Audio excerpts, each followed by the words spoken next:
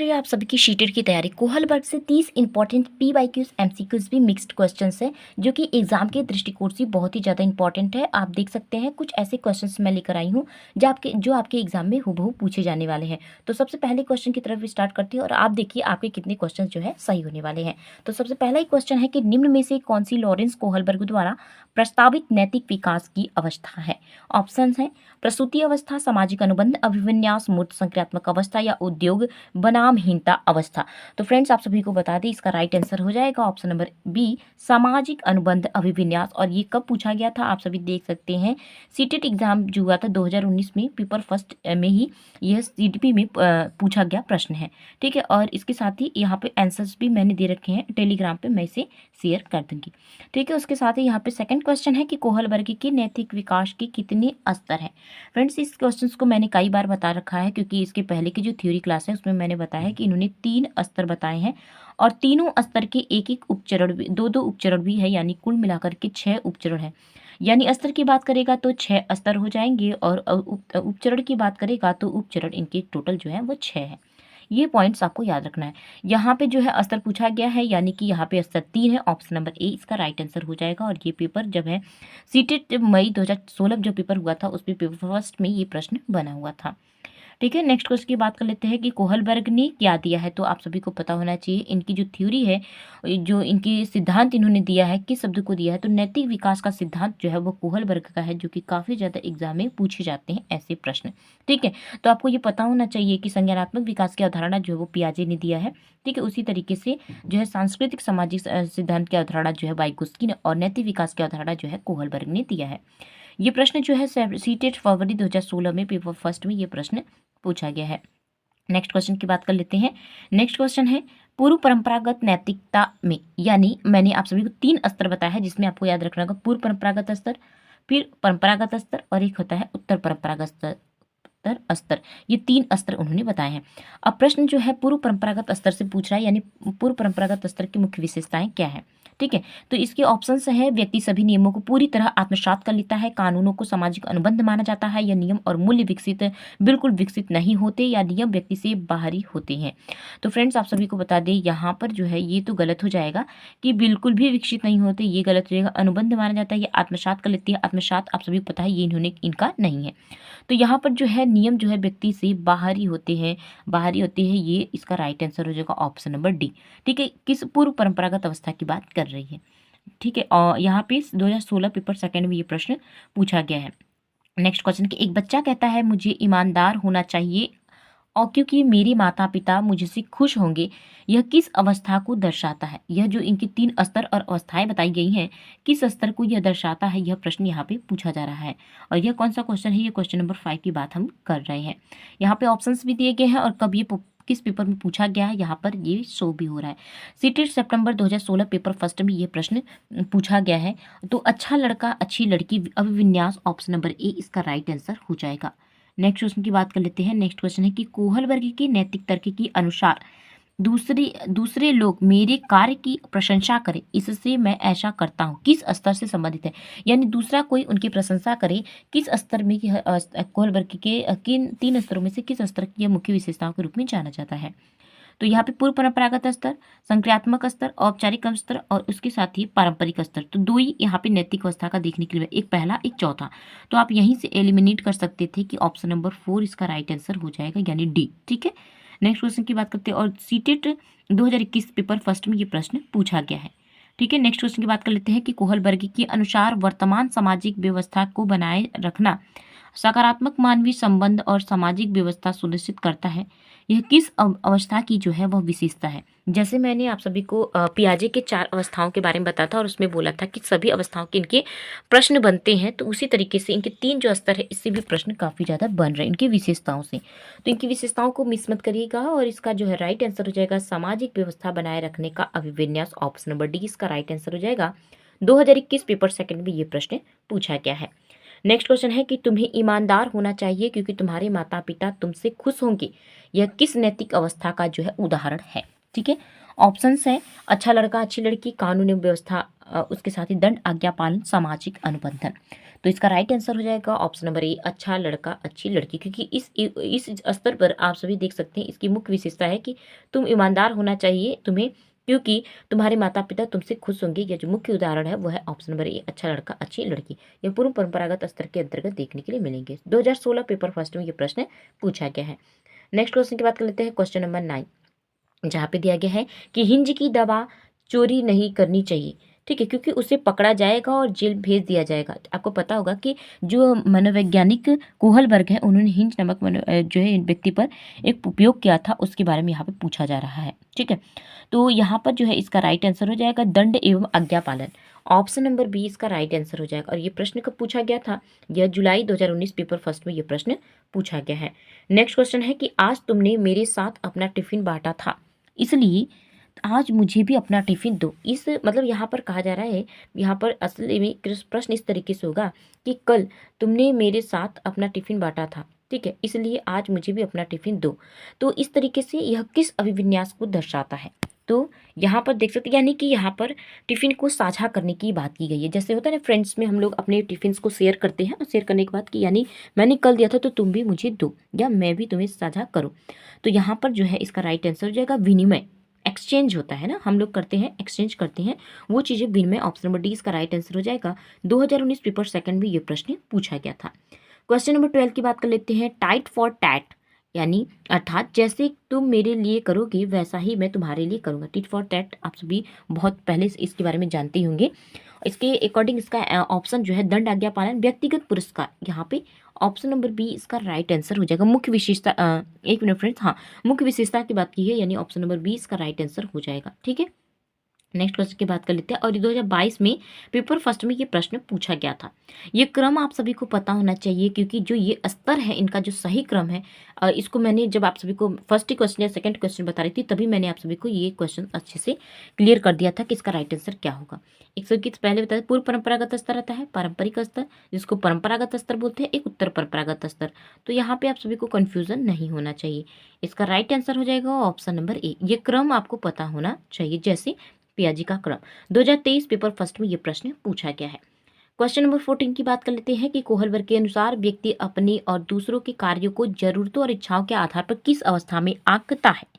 ठीक है, तो इसके आधार पर इसका राइट आंसर हो जाएगा साधनात्मक उद्देश्य अभिविन्यास। ऑप्शन नंबर डी इसका राइट आंसर हो जाएगा।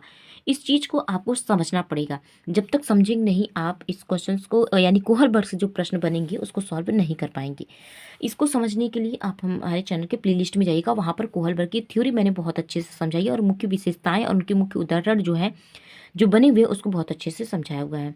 ठीक है, उसमें आप सभी को उनके उपचरण स्तर के जो उपचरण डिवाइड किए हैं, उपचरण में कौन कौन से मुख्य उदाहरण होते हैं, कौन कौन सी विशेषताएं होती है, वो सब चीज़ें हमने बताया हुआ है। नेक्स्ट क्वेश्चन की बात कर लेते हैं। उसके पहले बता दें कि 2023 पेपर फर्स्ट में ये प्रश्न पूछा गया है। नेक्स्ट क्वेश्चन की बात कर लेते हैं कि व्यक्तिगत आवश्यकताओं की संतुष्टि नैतिक चुनाव का आधार किस अवस्था में होता है? क्वेश्चन नंबर 15 का राइट आंसर हो जाएगा ऑप्शन नंबर ए, यानी साधनात्मक उद्देश्य अभिविन्यास। ऑप्शन नंबर ए इसका राइट आंसर हो जाएगा। ठीक है, 2023 पेपर सेकंड में ये प्रश्न पूछा गया है। नेक्स्ट क्वेश्चन की बात कर लेते हैं, और इस चीज़ को हम बार बार बताते हुए आ रहे हैं कि उनकी जो अवस्थाएं हैं उनको कितने भागों में इन्होंने बांटा है। अवस्थाएं और उपचरण दोनों सेम चीज़ होती है, इस चीज़ को आप अच्छे से याद कर लीजिएगा। अगर उपचरण या अवस्थाएं दे देगा तो भी दोनों सेम चीज़ होती है, यानी इन्होंने कितने उपचरण बताए हैं, 6 उपचरण बताए हैं, और स्तर कितने बताए हैं, स्तर जो है इन्होंने 3 बताए हैं। बार बार मैं इसलिए रिपीट करती हूँ ताकि अगर आप भूल जाए तो आपको याद हो जाए कि जो है इन्होंने कितने स्तर, उपचरण या अवस्थाएं बताई हैं। ऑप्शन नंबर 20 का राइट आंसर हो जाएगा। नेक्स्ट क्वेश्चन की बात कर लेते हैं कि नियम स्थिर और पूर्णतः निश्चित है, यह किस अवस्था की मुख्य विशेषता है? ठीक है, और सारा जो इनके 6 उपचरण है इसको अच्छे से याद करें, उन्हीं उपचरणों से ही प्रश्न इनसे बनते हैं। ठीक है, तो इसका राइट आंसर हो जाएगा दंड एवं आज्ञा पालन। ऑप्शन नंबर ए इसका राइट आंसर हो जाएगा। ठीक है, नेक्स्ट क्वेश्चन की बात कर लेते हैं कि एक बच्चा कहता है कि कानून समाज की जरूरतों को पूरा नहीं करते हैं, उन्हें लोकतांत्रिक प्रक्रिया और आपसी सहमति से बदला जा सकता है, यह किस स्तर से संबंधित है? ठीक है, ऑप्शन है उत्तर पारंपरिक, पूर्व संक्रियात्मक, विषम नैतिकता और स्वायत्त नैतिकता। और देख सकते हैं 2023 जो फरवरी का पेपर हुआ था, 2 फरवरी को पेपर सेकंड यानी सेकंड शिफ्ट में ये प्रश्न पूछा गया था। तो ऑप्शन नंबर ए उत्तर पारंपरिक अवस्था जो है लास्ट अवस्था इनकी जो है, यानी 3 अवस्थाएं बताएंगे, 3 स्तर, जो तीसरा स्तर है उसकी मुख्य विशेषता। ऑप्शन नंबर ए इसका राइट आंसर हो जाएगा। नेक्स्ट क्वेश्चन की बात कर लेते हैं। अमित मानता है कि समाज की जरूरतें पूरी न होने वाले कानूनों को आपसी सहमति और लोकतांत्रिक प्रक्रिया में बदला जा सकता है। वह किस अवस्था की बात कर रहा है? तो सामाजिक व्यवस्था की बात कर रहा है, सामाजिक अनुबंधन, सार्वभौमिक नैतिक सिद्धांत, अच्छा लड़का अच्छी लड़की। 2022 में ये प्रश्न पूछा गया है, तो यह सामाजिक अनुबंधन की बात कर रहा है। ऑप्शन नंबर बी इसका राइट आंसर हो जाएगा। नेक्स्ट क्वेश्चन की बात कर लेते हैं कि समाज को समय के साथ अपने नियमों को बदलने की आवश्यकता है। यह विचार किस अवस्था की मुख्य विशेषता है?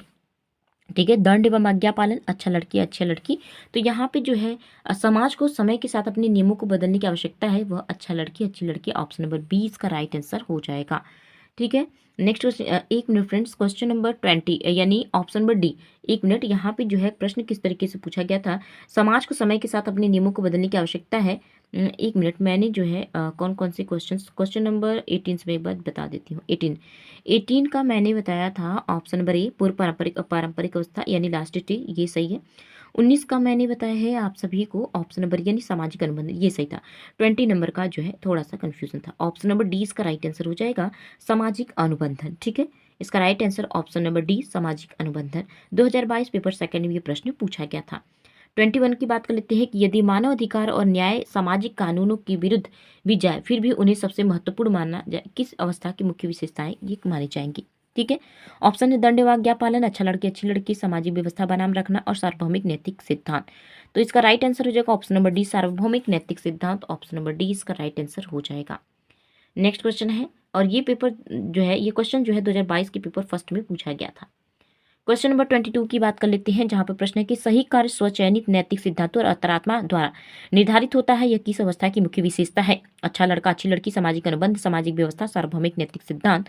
तो देख सकते हैं ये प्रश्न जो है पूछा गया है जनवरी 2022 में पेपर फर्स्ट में। तो इसका राइट आंसर हो जाएगा सार्वभौमिक नैतिक सिद्धांत। ऑप्शन नंबर डी इसका राइट आंसर हो जाएगा। नेक्स्ट है 23 नंबर का क्वेश्चन है, गोल्डन रूल में दिखाई दिए जाने वाला आदर्श पारंपरिकता का विचार किस अवस्था की प्रमुख विशेषता है? ठीक है, ऑप्शन है सामाजिक व्यवस्था, सामाजिक अनुबंधन, सार्वभौमिक नैतिक सिद्धांत, अच्छा लड़का अच्छी लड़की। 23 में ये प्रश्न जो है जनवरी 2022 पे पेपर सेकंड में पूछा गया है। तो इसका राइट आंसर हो जाएगा ऑप्शन नंबर डी, ऑप्शन जो है अच्छा लड़का अच्छी लड़की। ठीक है, इसका right answer option number D. Next question की बात कर लेते हैं, क्वेश्चन नंबर 24, जहां पे कहा जा रहा है सामाजिक व्यवस्था के प्रति अपना कर्तव्य निभाना और कानूनों का पालन करना किस अवस्था की मुख्य विशेषता है? दंड एवं आज्ञा पालन, पारंपरिकता, दूसरों की स्वीकृति, सामाजिक व्यवस्था बनाए रखना। ऑप्शन नंबर डी इसका राइट आंसर हो जाएगा। और जो भी मैं बताते जा रही हूँ फ्रेंड्स, इसको एक कॉपी पर नोट कर लीजिए। ठीक है, उसके उपचरण डाल दीजिए और जो भी उपचरण की मुख्य विशेषताएं देखने के लिए उसके नीचे आप ऐड कर लीजिए। इससे आपको काफ़ी ज़्यादा हेल्प हो जाएगी। मैं काफ़ी ज़्यादा डिटेल नहीं कर रही हूँ क्योंकि मुझे पता है फ्रेंड्स, इस समय में आप सब चाहते हैं कि बहुत जो क्वेश्चन हो उसके आंसर्स आप सभी को सिर्फ पता हो, एक्सप्लेन नहीं कर रही हूँ। अगर एक्सप्लेन वाली वीडियो चाहिए तो हमने अपने प्लेलिस्ट में डाल रखी है सीटेड PYQs के सारे क्वेश्चन, वहां से आप देख लीजिए। दूसरे की स्वीकृति पाने के लिए कार्य करना किस नैतिक स्तर से संबंधित है? ठीक है, क्वेश्चन नंबर 25 नंबर का जो ऑप्शंस दिया गया है और ये देख सकते हैं जनवरी 2021 में पूछा गया है पेपर फर्स्ट में। इसका राइट आंसर हो जाएगा ऑप्शन नंबर बी पारंपरिक। ऑप्शन नंबर बी यानी कि सेकंड स्टेज की बात कर रहा है। ठीक है, नेक्स्ट बात कर लेते हैं क्वेश्चन नंबर 26, जहाँ पे दिया गया कोहल वर्ग के अनुसार नैतिक विकास। यहाँ पे कोहल वर्ग के अनुसार नैतिक विकास का अध्ययन करने के लिए उन्होंने मुख्यतः किस विधि का प्रयोग किया? खेल के दौरान निरीक्षण, प्रयोगात्मक विधि या मात्रात्मक शोध, या नेक्स्ट है नैतिक दुविधाएं प्रस्तुत करके प्रक्रियाओं का विश्लेषण। यह बहुत ही इंपॉर्टेंट पॉइंट्स है। नैतिक तर्कड़ा शब्द अगर आ जाए या नैतिक दुविधा शब्द आ जाए, यह कोहल वर्ग से संबंधित। ऑप्शन नंबर डी इसका राइट आंसर हो जाएगा। यह कब पूछा गया था? 7 जुलाई 2024 पेपर सेकंड में यह प्रश्न पूछा गया है। नेक्स्ट क्वेश्चन की बात कर लेते हैं फ्रेंड्स। 27 नंबर का प्रश्न है कि नैतिक विकास के चरण का निर्धारण मुख्यतः किस आधार पर किया जाता है? केवल शब्द अगर आप काट देंगे तो आराम से आपके प्रश्न, कुछ क्वेश्चन तो ऐसे होते हैं जहां पे आप सभी को क्वेश्चंस को सिर्फ देख करके ही आंसर निकल के आ जाएगा। उसके उत्तर के पीछे का तर्क, यानी नैतिक विकास के चरण का जो निर्धारण मुख्यतः किस आधार पर किया जाता है? ऑप्शन नंबर सी उसके उत्तर के पीछे का तर्क, इसका राइट आंसर। और ये प्रश्न जो है कब पूछा गया? दिसंबर 2024 पेपर सेकंड शिफ्ट फर्स्ट में पूछा गया है। ठीक है, नेक्स्ट क्वेश्चन की बात करते हैं 28 नंबर का, जहाँ पे दिया गया है कि कोहल वर्ग के अनुसार नैतिक विकास जो होती है उसका क्रम क्या है, वो किस तरीके से है? ठीक है, और ये 28 जनवरी 2023 में पेपर सेकंड में प्रश्न पूछा गया है। ठीक है, तो 6 क्रमिक अवस्थाओं में विकसित होता है। ऑप्शन नंबर सी इसका राइट आंसर हो जाएगा। कुछ क्वेश्चंस ऐसे हैं कि कहने का अर्थ अलग है बट उसके कॉन्सेप्ट्स जो है एक ही है। इस तरीके से आपको देखते हुए चलना है। ठीक है, नेक्स्ट अगर हम क्वेश्चंस की बात करें तो पियाजे का और कोहलबर्ग के सिद्धांत, यहाँ पर एक क्वेश्चन आपको पियाजे और कोहलबर्ग दोनों को मिलाकर बना गया प्रश्न है। दोनों वयस्कों यहाँ पे दोनों वयस्कों के संज्ञानात्मक विकास के सिद्धांत है। दोनों में 8 अवस्थाएं हैं या दोनों केवल मध्य बाल अवस्था तक सीमित है या दोनों चरण अवस्थाएं आधारित सिद्धांत है। यहाँ पर सिद्धांतों की बात की जा रही है। ठीक है, तो यहाँ पे दोनों जो चरण है अवस्थाएं आधारित सिद्धांत है, क्योंकि जो पियाजे ने उन्होंने 4 जो चरण बताए हैं, इन्होंने 3 स्तर बताकर 3 जो है 6 उपचरण बताए हैं। इस तरीके से चरण आधारित है, अवस्थाएं आधारित है।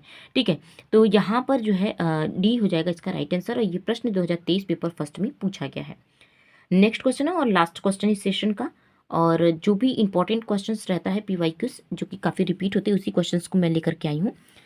कोहलबर्ग के नैतिक विकास सिद्धांत की प्रमुख आलोचना क्या है? इसमें नैतिक अवस्थाएं की विकास की अवस्थाएं नहीं है। तो अभी मैंने आपसे बताया कि इसमें अवस्थाएं हैं, तो ये तो गलत हो जाएगा क्योंकि आलोचना पूछा गया है।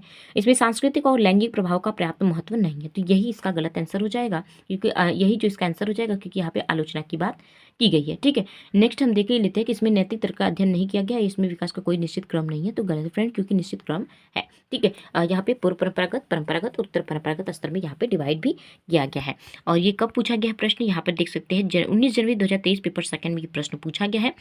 यहाँ तक मैंने जो है 30 क्वेश्चंस का सेट पूरा करा दिया है। इसके पहले की अगर आप सभी को बता दें, पियाजे और जो है बाइगोस्की का पढ़ना चाहते हैं तो चैनल के प्लेलिस्ट में मैंने बना दिया है, वहाँ पर आप देख लीजिएगा। उसमें आप सभी को 30 क्वेश्चन के सेट मिल जाएंगे और सारे पीवाईक्यूज क्वेश्चन है, कुछ एमसीक्यूज 1-2 मिल जाएंगे उसमें, और उसके साथ ही जो भी इंपॉर्टेंट है कॉन्सेप्ट्स क्लियर हो जाएंगे। आप चाहते हैं पियाजे, कोहलबर्ग और बाइगोस्की से संबंधित जितने भी प्रश्न बने अगर गलत ना हो तो वीडियोस जरूर देखिएगा। चैनल पे नए तो चैनल से जुड़ जाइएगा, और कोई भी डाउट्स हो तो कमेंट सेक्शन में जरूर पूछिएगा। आप सभी को काफ़ी ज़्यादा हेल्प होने वाली है इस वीडियो के माध्यम से।